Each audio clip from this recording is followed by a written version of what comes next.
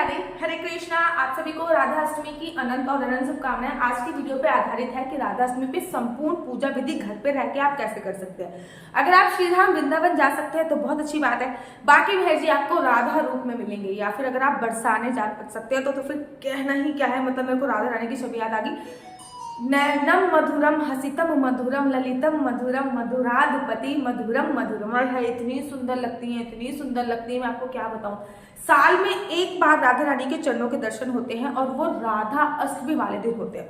सोचिए, जब राधा रानी की सखी इतनी सुंदर है कि 1000 पार्वती और 1000 माता लक्ष्मी उस सखी में समाहित हो जाए, तो सोचिए कि राधा रानी खुद कितनी सुंदर होंगी। और उनके चरण कमल के दर्शन जिसके जो कर लेता है ना, उसके बारे न्यारे हो जाते हैं। चरण कमल के दर्शन करने ना, समझ लीजिए आपके सोए हुए भाग्य का जग जाना। आज मैं आपको राधा अष्टमी की संपूर्ण पूजा विधि इस वीडियो के माध्यम से बताने जा रही हूँ। राधा अष्टमी का व्रत 11 तारीख को रखा जा रहा है, कहीं से कहीं तक कोई भी संदेह नहीं है। लेकिन बरसाने में, वृंदावन में और रावल में क्या होता है, वो अष्टमी तिथि वाले दिन व्रत नहीं रखते हैं, वो सप्तमी तिथि वाले दिन व्रत रखते हैं और अष्टमी तिथि वाले दिन उत्सव बनाते हैं। बेसिकली हमारे घर पे जैसे कि मैं होगी तो मैं तो भैया अष्टमी तिथि वाले दिन व्रत रखती हूँ और दोपहर के 12 बजे तक ही व्रत रखती हूँ। 12 बजे के बाद मैं व्रत का विश्राम करती हूँ। व्रत को कभी तोड़ा नहीं जाता, व्रत का हमेशा विश्राम होता है। लेकिन रावल में और बरसाने में बात करूँ तो अष्टमी तिथि पर बहुत बड़ा उत्सव बनाता है। जगह जगह भंडारे होते हैं, जगह जगह पे राधा रानी का अद्भुत झांकियां निकाली जाती है। राधा रानी को ना, राधा रानी का प्रिय पक्षी मोर है, तो मयूर नृत्य बहुत सारी जगह पे होता है। बरसाने में सुबह सुबह 4 बजे महाअभिषेक होता है। उसके बाद शाम को 4 बजे राधा रानी अपने गर्भगृह से निकल के नीचे जो उनकी अटरिया छतरी है ना, वहां पे आती है। राधा रानी के चरण दर्शन होते हैं अद्भुत। मैं ये कह सकती हूँ ना, बरसाने में तो अद्भुत धूप होती है। लाखों लोग, लाखों श्रद्धालु दर्शन करने के लिए जाते हैं। देखिए, भगवान श्री कृष्ण की भक्ति से कोई भी संदेह नहीं है कि आपको जीवन के सभी भौतिक सुख मिल जाएंगे। भगवान श्री कृष्ण की भक्ति से आपको जीवन का सभी भौतिक सुख मिल जाएगा। आपको गाड़ी मिल जाएगी, पैसा मिल जाएगा, पति के साथ बॉन्डिंग अच्छी हो जाएगी, संतान प्राप्ति हो जाएगी, धन प्राप्ति हो जाएगी, करियर अच्छा बन जाएगा। लेकिन राधा रानी एक ऐसी करुणामयी सरकार है कि राधा रानी की भक्ति से आपको श्री कृष्ण के प्रति प्रेम बढ़ जाएगा, आपकी भक्ति बढ़ जाएगी। राधा रानी भौतिक सुख नहीं देती है, अपितु राधा रानी श्री कृष्ण के प्रति आपका रुझान बढ़ा देती है। जब मेरे को श्रीधाम वृंदावन में, मुझे एक कथा याद है, श्रीधाम वृंदावन में अपना घर चाहिए था ना, तो मैं जब पहली बार बरसाना गई थी, मुझे पता है मैं श्रीधाम वृंदावन में भागवत कथा सीखने गई थी, तो पहली बार मैं अपने गुरुजी के साथ और अपने ग्रुप के पूरे लोगों के साथ बरसाना गई थी। और प्रथम बार ही मैंने राधा रानी से ये मांगा था कि मुझे वृंदावन में वास दे दो, क्योंकि जहां से मैंने कथा सीखी थी वहां से मेरे गुरुजी ने मुझे ये बताया था कि अगर वृंदावन में वास चाहिए तो राधा रानी की अपार कृपा होनी चाहिए। राधा रानी की कृपा के बिना आप वृंदावन में वास नहीं पा सकते हो। तो जब मैं फर्स्ट टाइम वृंदावन धाम बरसाने गई तो मैंने सबसे पहले राधा रानी से वृंदावन धाम में वास मांगा था, क्योंकि राधा रानी की कृपा के बिना तो कन्हैया जी की भक्ति पॉसिबल ही नहीं है ना। तो राधा अष्टमी 11 तारीख को मनाई जा रही है। आप चाहो तो सप्तमी तिथि वाले दिन व्रत रखकर अष्टमी तिथि पर आयोजन कर सकते हैं, उनका साज श्रृंगार कर सकते हैं, उनका उत्सव बना सकते हैं। देखिए, राधा रानी को करुणामयी सरकार कहते हैं।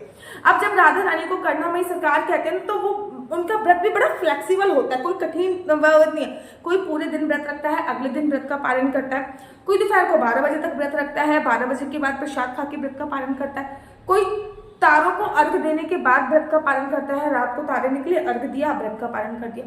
कोई सप्तमी तिथि वाले दिन व्रत रखता है और उसके बाद व्रत का पालन कर देता। तो राधा रानी करुणामयी सरकार है, ये केवल करुणा बरसाती है, इसलिए इनके व्रत के नियम भी बहुत ज्यादा कठिन नहीं है। इनके व्रत के नियम बहुत ज्यादा आसान है। इनके व्रत के नियम को व्रत वो पूरी तरीके से श्रद्धा विश्वास आपका है। सप्तमी तिथि वाले दिन व्रत रखिए, अष्टमी तिथि वाले दिन व्रत रखिए, आधे दिन का व्रत रखिए, पूरे दिन का व्रत रखिए। व्रत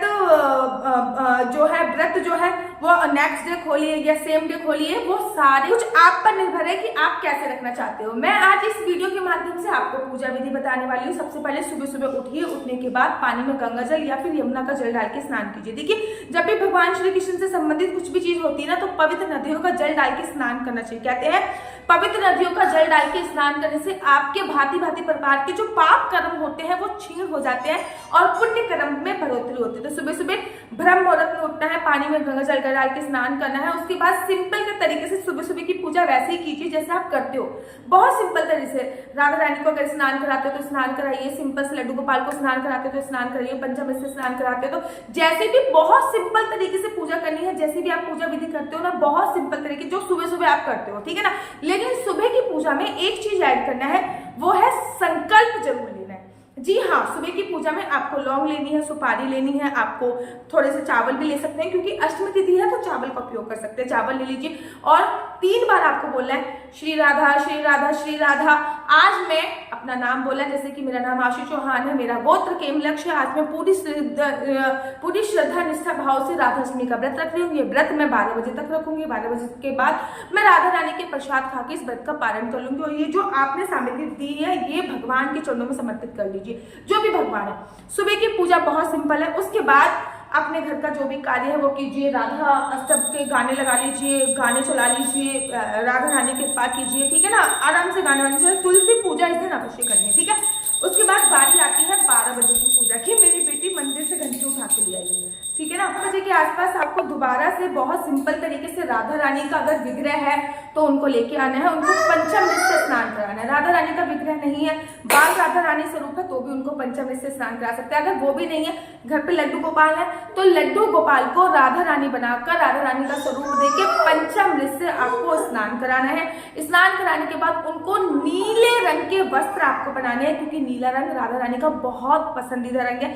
नीले रंग के वस्त्र पहनाने के बाद एक अखंड ज्योत आपको अवश्य जलानी है। उसके तत्पश्चात राधा रानी को मतलब भोजन देना है या भोग देना है। भोग में अरबी की सब्जी बहुत अनिवार्य है, भोग में कढ़ी आप जरूर बनाइएगा, भोग में मालपुआ हो गया, क्योंकि राधा रानी की जो फेवरेट डिश है वो मालपुआ है। मीठे में मालपुआ, रबड़ी का भोग पसंद है, कढ़ी का भोग बहुत पसंद है। अरबी तो बहुत ज्यादा फेवरेट है। अरबी के चिप्स बना सकते हैं, अरबी का रायता बना सकते हैं, अरबी का हलवा बना सकते हैं। यूट्यूब से देख सकते हैं कि अरबी वाला खाना कैसे बना सकते हैं।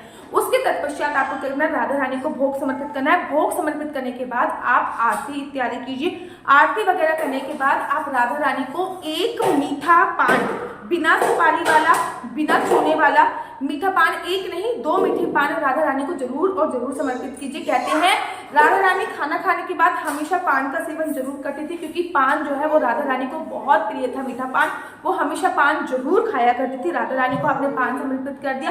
पान समर्पित करने के तत्पश्चात आपने राधा रानी को एक मोर पंख समर्पित जरूर करना है। अब मोर पंख क्यों समर्पित करना है? सारे पक्षियों में से राधा रानी का पसंदीदा जो पक्षी था वो था मोर, ठीक है ना। तो राधा रानी को मोर बहुत प्रिय था, इसी वजह से राधा रानी को मोर पंख बहुत ज्यादा प्रिय है। केवल मोर की वजह से राधा रानी का एक पसंदीदा रंग और बना, वो है एक तो नीला, ऊपर से ग्रीन कलर भी राधा रानी को बहुत बहुत ज्यादा प्रिय है। तो आप राधा रानी को पान समर्पित कीजिए, मोर का पंख समर्पित कीजिए।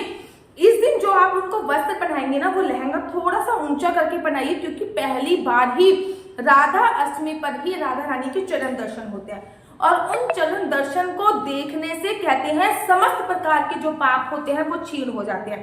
राधा रानी के चरण दर्शन कीजिए। राधा रानी के पैरों के लिए पायल इत्यादि आप स्वरूप में दे सकते हैं। अपने घर की राधा रानी के लिए भी 12 बजे के बाद जो भोग आपने राधा रानी को दिया है वो सब में बांटकर आपको खुद भी खाना होता है। या फिर आप ऐसा भी कर सकते हैं, शाम को चांद को तारों को, जैसे कि चांद को अर्घ दिया जाता है ना जन्माष्टमी पे, ठीक इसी प्रकार से तारों को भी अर्घ दिया जाता है। राधा अष्टमी पे तारों को अर्घ दीजिए, फिर व्रत का भी विश्राम कर सकते हैं। या फिर नेक्स्ट डे आप जब अष्टमी तिथि खत्म हो जाए तब आप राधा अष्टमी के व्रत का विश्राम कर सकते हैं। याद रखिए, अगर आपको पीरियड्स इत्यादि आ रहे हैं तो केवल और केवल आप व्रत रखेंगे, प्रत्यक्ष रूप से कोई भी पूजा अर्चना बंदा नहीं करेंगे, सब कुछ अप्रत्यक्ष रूप से करेंगे। तो यह है पूजा की संपूर्ण विधि। सब कुछ होने के बाद, आरती होने के बाद, अखंड ज्योत जलाने के बाद, मोरपंख उपहार में स्वरूप देगा, राधा रानी को झूला जरूर झुलाइए, क्योंकि राधा रानी को झूला बहुत प्रिय है। जन्माष्टमी पे 56 भोग नहीं बना पाएंगे तो इस टाइम पे 56 भोग बनाकर भी भोग लगा सकते हैं।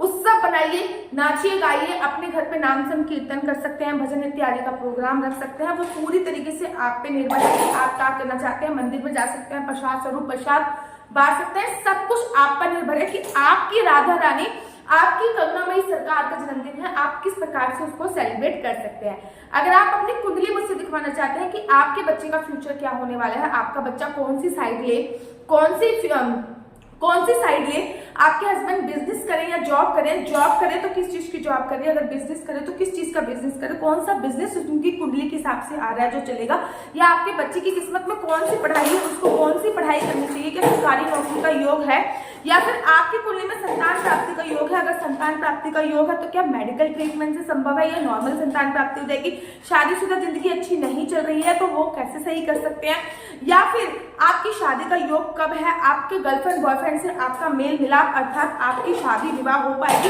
ये सभी जानकारी मैं आपको कुंडली के माध्यम से प्रोवाइड कराती हूँ। लेकिन कुंडली देखना बिल्कुल भी फ्री नहीं है, कुंडली देखने के थोड़े से चार्जेस हैं। अगर आपको अपनी कुंडली दिखवानी है तो मेरा नंबर नीचे दिया है 4 बार 9 20 25 65, दोबारा से रिपीट कर देती हूँ 4 बार 9 20 25 65। आप अपनी कुंडली इस पे दिखवा सकते हैं। कुंडली में संपूर्णतः फोन पे बनाती हूँ और कुंडली में खुद ही बनाती हूँ और पूरी कुंडली एनालाइज करके आपको बताती हूँ, पूरी कुंडली में बना के आपको फोन पे बताती हूँ विद उपाय, और बहुत थोड़ी सी मैंने मिनिमम फीस रखी है। और अगर आपको मेरी वीडियो अच्छी लगती है तो आप अपना यूट्यूब चैनल हरी बोल को लाइक से सब्सक्राइब करना बिल्कुल भी मत भूलिए। तब तक के लिए मुझे दीजिए इजाजत। राधे राधे, हरे कृष्णा, हरि